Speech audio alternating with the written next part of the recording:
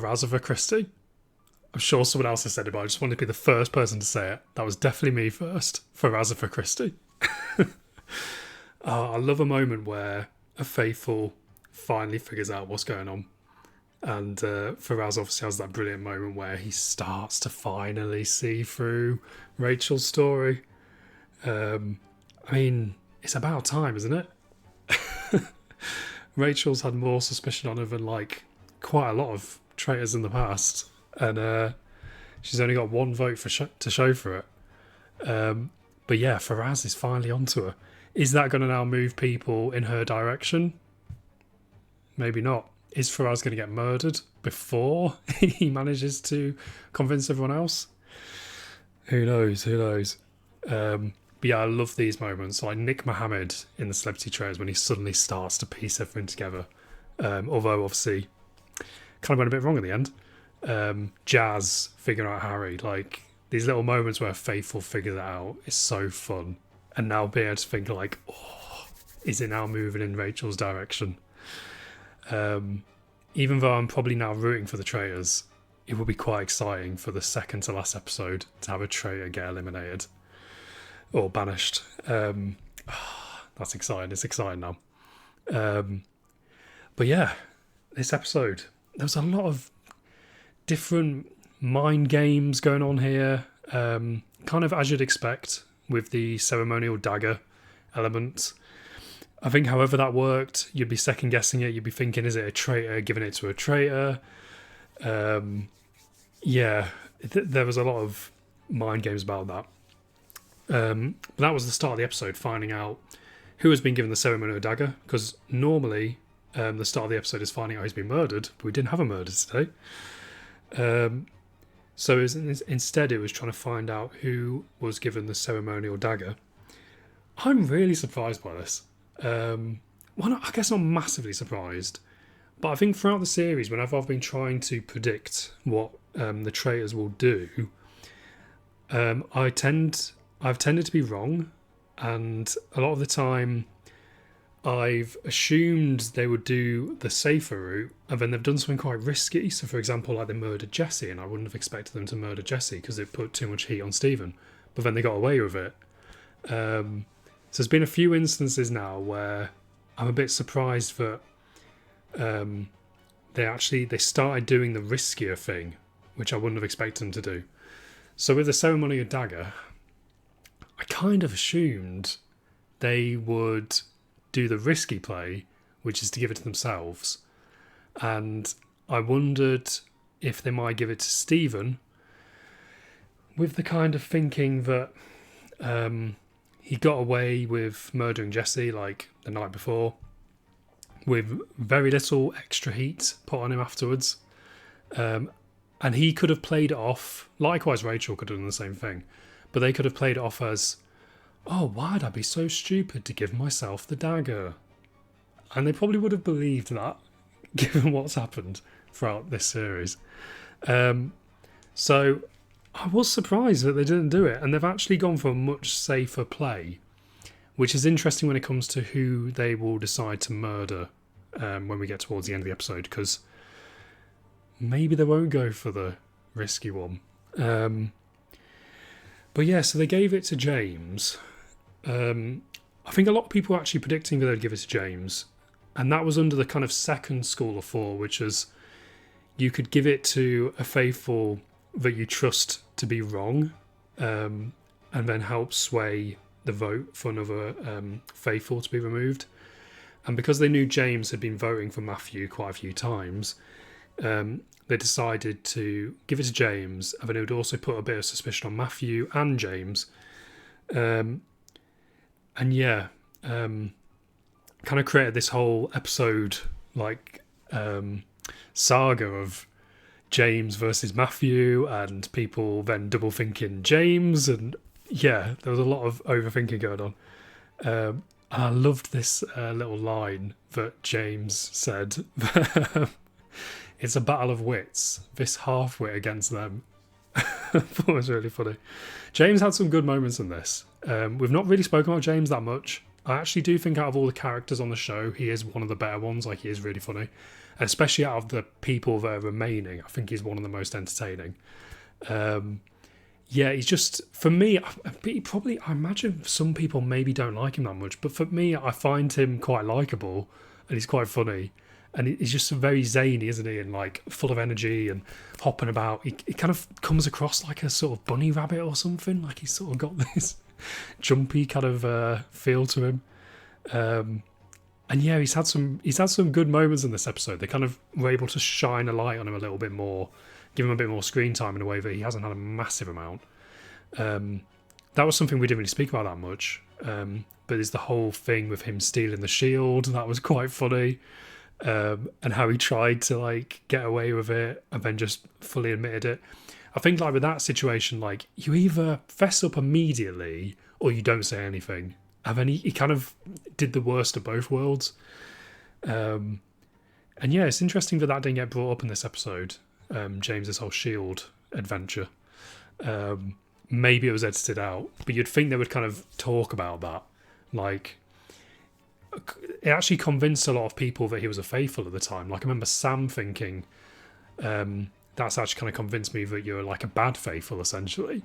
Because as a traitor, it would be a very silly thing to do. And then a very silly way to handle it as well. Like, a traitor would probably just keep lying. Whereas he decided to be honest. And you could see that he felt guilty about it, which kind of makes him look faithful, because traitors presumably were able to kind of hide their guilt to a certain degree. And he just couldn't, like, you can just read his face so easily. But yeah, he's had some good moments in this episode. I think he's one of the last remaining, like, fun characters. I liked his little bit about, I'm planting seeds, but I plant seeds for a living. Yeah, it's very good. It's very good. So yeah, after the initial suspicion, the reveal of the ceremonial dagger choice, we got into the challenge. This was one of the better challenges, as challenges go. I think it'd actually be quite fun doing this. Getting to spin around on that carousel. And yeah, ultimately, Jack won a shield, which, I don't know, maybe that has saved him a little bit. Because I feel like at this stage, you probably would be looking at Jack... Jack Faraz, and I don't know about Roxy. I feel like Roxy's a bit dodgy. Like she comes across like she could be a traitor, so you probably want to keep her in. So definitely Jack or Faraz were probably on the chopping block. So maybe actually Jack winning a shield has kind of saved him, especially given Faraz's revelation that he is starting to suspect Rachel, because Jack would have been a very easy kill compared to Faraz. So maybe that has actually helped Jack quite a bit. I thought that was very funny how he walked to the castle. I mean, it could just be fake. It could be that he took a separate car up like half an hour later. But at least the way they've edited it makes it look like he walked. That was quite a funny moment. Yeah. Something I just want to mention about the cars whilst we're on it is... something bugs me in this. I mean, I've already spoken about the low resolution clock that we keep cutting to, where it's like a 12 in Roman numerals that just looks really pixelated. That bugs me every time. The other thing that really bugs me is every shot in the car has this weird, like, smooth look to it. Like, you know, sometimes if you get a phone for the first time, you start recording. I also wonder about this webcam, if this webcam's doing the same thing. When you get a phone for the first time you start recording, sometimes your skin can look really like smooth and like it's got rid of all your wrinkles and stuff. And it tends to be that at least some Android phones have like a built-in skin smoothing filter. And you have to turn it off if you want like a real looking image. But that seems to be like built in on a lot of phones. And that's what the car footage looks like. All their skin is like perfect. It's like so smooth. I just think a couple of things are going on there. It's either like maybe it might be stabilization, because if they're in a moving car, you know, the camera's gonna be wobbling around like crazy, unless they've got like a good what do you call it? There's a really good word for it. It's blank. My mind's blank. I'm trying to present an aftershow here. Yeah, you can get like inbuilt things in the camera that will stabilize it, or you can stabilize it in post. And often then there's like a kind of warp stabilizer you can use in like Premiere, for example, and you can see so many reality shows use this, and it's so annoying. Traitors does use it, but sparingly. I will like give credit to them. The Apprentice is awful for using this. You can tell when it's happening because like a person will be like in frame, and then all of the background will start going woo, as if they're like, as if you're looking through like a fishbowl or something. Like it distorts and goes really weird. And what it is that like the cameraman, like their hands are shaking a bit, and then they've put on this stabilization effect afterwards, and it like manipulates the image to try and keep like one thing like not moving. And yeah, it's so annoying. It comes up in so many reality TV, and like I say, the apprentices are like awful for it. And there was a shot of Rachel in this episode actually where they were using it on that. I could tell. And I just think, just leave the camera like wobbly. Like it looks worse than a wobbly camera in my opinion. But then I don't know, maybe a lot of people don't notice it. But yes, they're either stabilizing the shots. This has gone on way too long. They're either stabilizing the shots, or there is maybe they might be using GoPros that are like attached to the like sides of the car, and they've got to be smaller cameras because they're in a tight space, and the resolution is lower, and then there's some kind of like upscaling going on, like AI upscaling, because you can get these now where you can convert like a 1080p footage into 4K, and I imagine the Traitors must go out on iPlayer in 4K, or is it Ultra HD they technically call it? Yeah, so I think there might be either AI upscaling those shots, which is why they look weird and smooth, because it kind of doesn't do it perfectly. It can kind of like upscale it to a certain degree, but then it's trying to manipulate all your skin pores and stuff, and it just can't do it, so it just makes it look soft instead. But anyway, that annoys me every time. It annoys me every time they cut to it. But I don't know what they can do, because how else do you film in a moving car? And in a way, then at least it makes you feel like it's real that they're doing that. But sorry for that tangent. Yeah, so we will then move on to who was banished, and it was Matthew. Can't say I'm not surprised.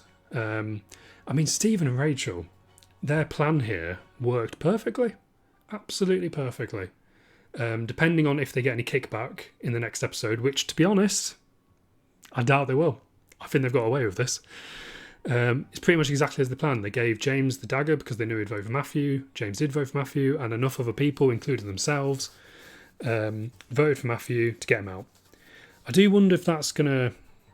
I just don't think it will, but I do wonder if they will look at the fact that both Stephen and Rachel, I believe, voted for Matthew. Unless I'm wrong, I think they both did.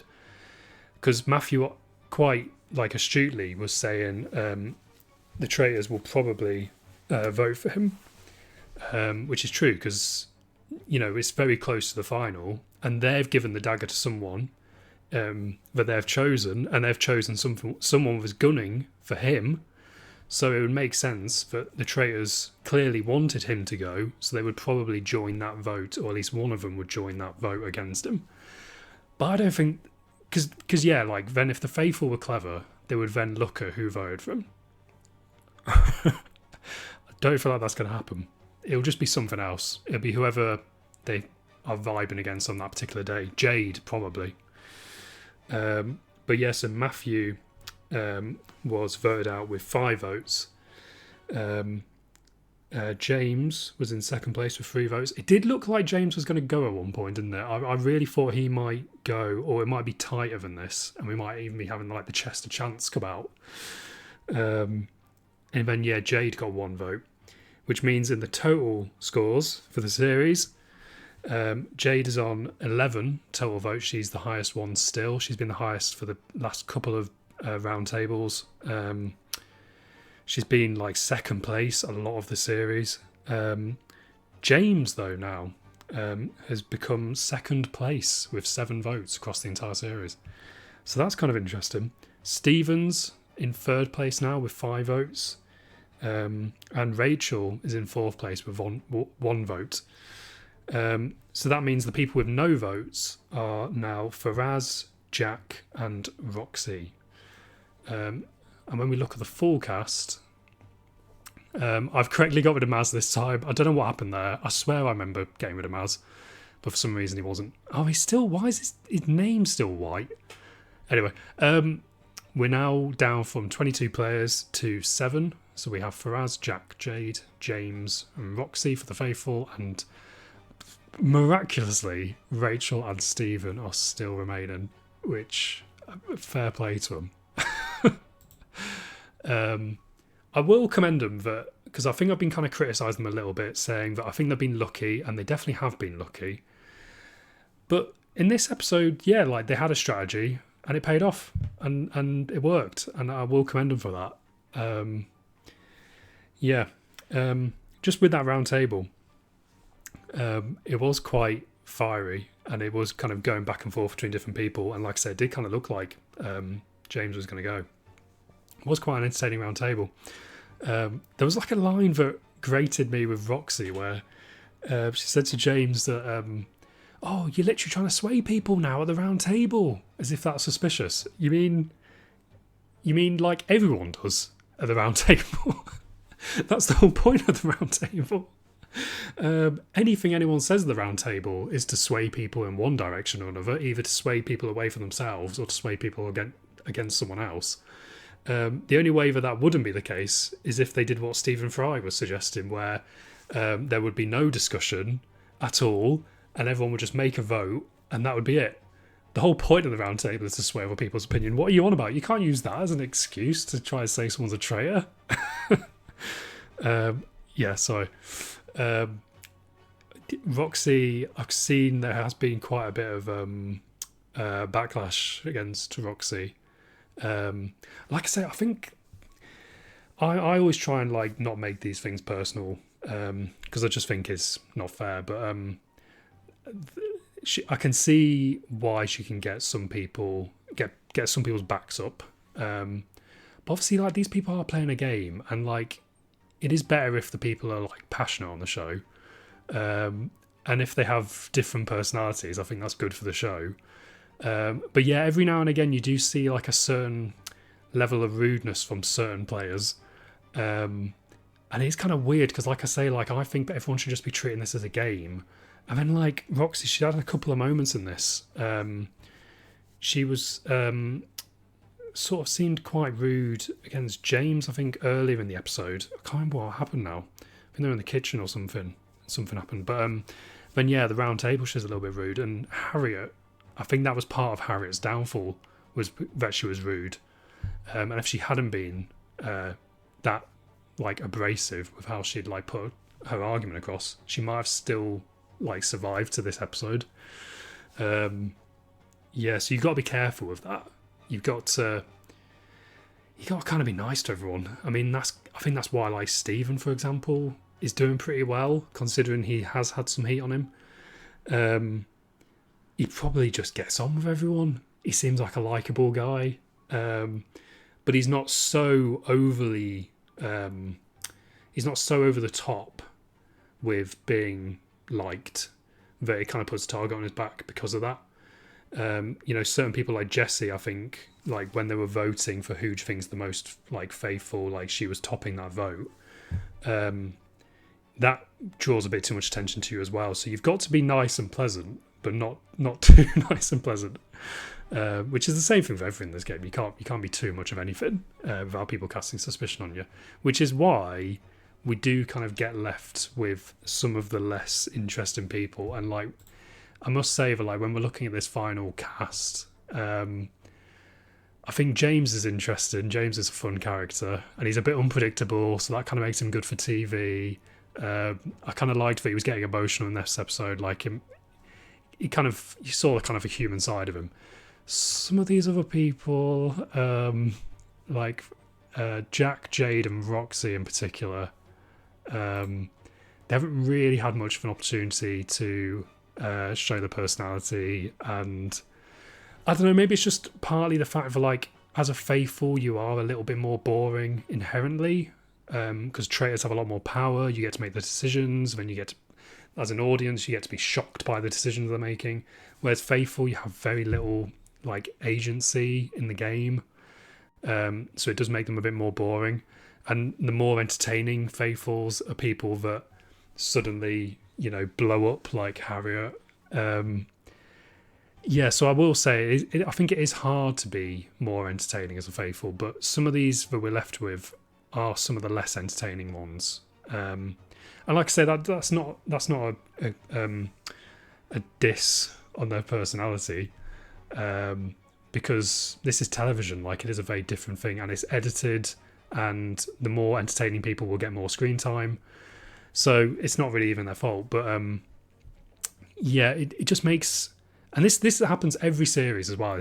Every series you're left with a sort of slightly less interested people at the end, and it's just a problem with how the game works. Some of the more interesting characters are the people that then inherently have a target on their back, and they go much earlier. Which, I don't know, is there some way we can change that? Somehow get some more interesting people to survive later down the line? I don't know. But yeah, so that's why, like, I think in the previous episode I said that I'm kind of changing my allegiance. Normally I'm faithful to the faithful, but now I'm pretty much faithful to the Traitors at this point. I want the Traitors to win. And I want them to win as a pair, because I kind of think, I named the last episode, is the Traitors win now inevitable? I kind of feel like it is. I feel like it is very, very likely that it will be a Traitors win. But it's whether or not now it's with both of them or just one of them. I feel like at least one of them will get to the final.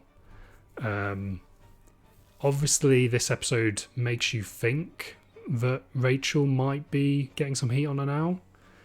And likewise, it also throws some like foreshadowing that maybe Rachel might turn on Stephen. The way this series has gone, I believe both of those things won't happen. I think there will be a moment where Rachel mentions Stephen and says, "Why haven't we looked at Stephen?" But I don't think...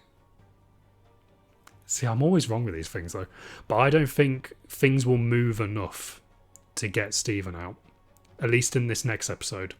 So I think Stephen has a good chance of making it to the final, because we only have one banishment and one murder left. So the Traitors have one murder and then we have one banishment. I think Stephen's surviving that. I could be wrong, but I just think he's well placed to get to the final. But like I say, I think Rachel will cast some suspicion on him, but I don't think he'll move everyone. And I actually think it's a good idea from her, because you do want to make yourselves look faithful, and it is a bit suspicious if you don't like cast suspicion on everyone.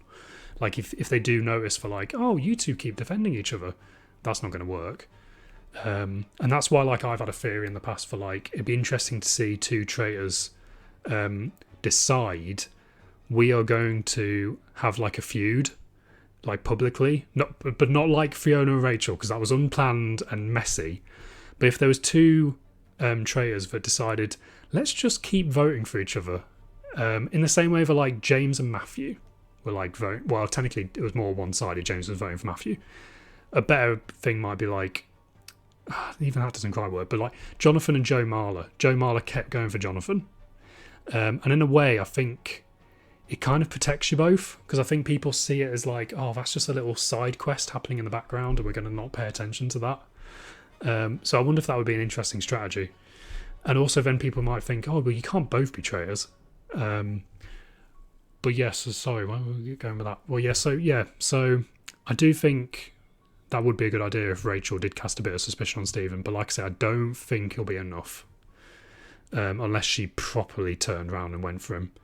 Which she could. At this stage, it would make sense. If you're just worried about winning the game for yourself, it would help you if you voted out a traitor on the final night of... the second final night. because then you could go into the final saying, look, we got the last traitor last night. We're safe now. Let's just end the game. I don't know. I kind of want to see these two actually stick together, even though that rarely happens with Traitors. But I do think it might be possible. But yeah, so I think Steven's probably safe. Rachel, it is interesting, this thing with Faraz, and we'll just get onto that. The choice of the murder. So they've got it down between Faraz and Roxy. So yeah, here, like, the risky players, you get rid of Faraz because he started, going against Rachel. He did that quite publicly in front of a lot of people. So then it could be like a double bluff. Why would Rachel choose to kill the one person that accused her last night? Yeah, that's the risky play. Which, like I say, I thought they'd go with a risky play with a ceremonial dagger, and I think they could have got away with that. And it surprised me that they didn't. So, like, my instinct would be like, they'll go for the risky play again and kill Faraz, but it doesn't feel like they're actually doing it. I think they're playing it more safe than that. So maybe it is Roxy that will go. I just think it's a random one, Roxy. Like, I don't think she's like 100% faithful in the same way that like Jack and Faraz are. But then, like I say, she's had no votes at all across the entire series, and they will hopefully realise that, the Traitors. So maybe it is the most like safe choice. So yeah, is it the safe choice or the risky choice? Obviously, from an entertainment point of view, it'd be better if they went for Raz. And then we could see a little bit of maybe kickback on Rachel in the next episode and see how she copes with that under heat again. Yeah, it's interesting. She didn't seem to cope with that very well, did she, when Faraz was going against her? Like, her facial expression and stuff, she was very sombre. And I don't know if that's because James had just been like crying his eyes out and she was trying to comfort James, and maybe she was a bit sombre because of that. But yeah, she didn't play that off very well. It's kind of interesting. I feel like you should be able to laugh that off a bit more, but she was very like serious about it. And I think, like, she even mentioned herself at the end, that like she's struggling, like, or technically I think that was Stephen, but they're struggling not to just be emotional with this. And I think she is someone that can feel a bit defensive. And we kind of saw that with like the Fiona situation, the Harriet situation. And I think she can get a little bit spiky when she's put under pressure.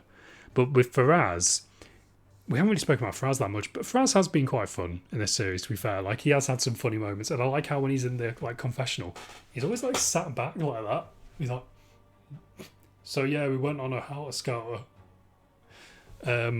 He's been quite funny. He's had his moments. And he seems like a bit of like, yeah, funny character. I feel like the way you play him off when he's accusing you like that is something a bit more like Alan Carr, where you laugh him off, you make a joke or whatever, you diffuse the tension. But she kind of, got her back up a little bit. So yeah, interesting. Could we see a movement against Rachel in the next episode? Like, especially if they do the risky play of getting rid of Faraz. Could that be a downfall? Yeah, maybe. But I don't know, I just got this feeling that both of them are going to get to the final. I don't know. I could be completely wrong, but that's the feeling I've got at this point. In which case, so we might lose Roxy from the murder. We then have one final banishment. I mean, the elephant in the room in terms of who could go in the banishment is Jade has had so many votes across the entire series. She's regularly been in either the top of the total votes or the second of the total votes. Jade has to be banished at some point. Whether or not she's banished in the next episode or the final is yet to be seen, but in this new era of the final, you don't know what they are when they reveal themselves, when you vote them out. Jade is a goner. She's had just too much suspicion on her. She's getting voted out. I don't know, could it be James? Could it be James getting voted out after all the backlash he's had in this one? Possibly. So maybe James or Jade for the Banishment in the next episode. But like I say, from an entertainment point of view, it would be exciting to see like Rachel get voted out at this stage, or Stephen, and the reaction to it from the faithful. Oh, it's all to play for. Like I say, now I do kind of want them two to get to the final. Oh, I think it's possible. I think they might be able to do this. They might be able to pull this off.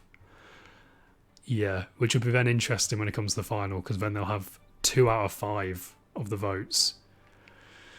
Yeah, although technically that's what happened with Celebrity Traitors, and that didn't go so well, did it? It's all interesting. Yeah, what's going to happen? But we'll have to see. But thank you for watching this episode, and we'll be back tomorrow night for the penultimate episode of the Traitors UK Season 4. And then it's just the final. Just the final on Friday. It's really hard to predict. But I think it probably will be a Traitors win. But let's see. Thank you for watching, and good night.